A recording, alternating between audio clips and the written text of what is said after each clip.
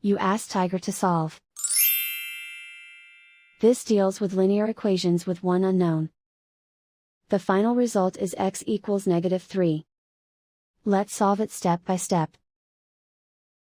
Simplify the expression. Expand the parentheses. Multiply the coefficients. Simplify the arithmetic.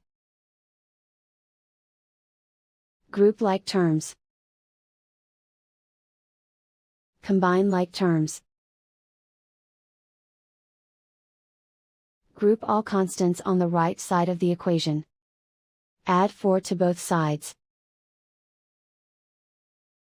Simplify the arithmetic.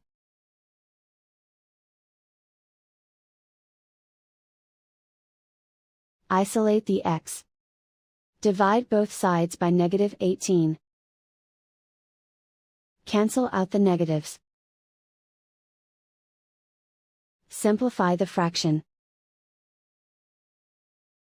Simplify the arithmetic. Find the greatest common factor of the numerator and denominator.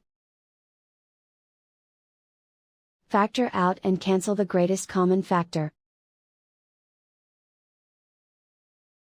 And so the final result is x equals -3.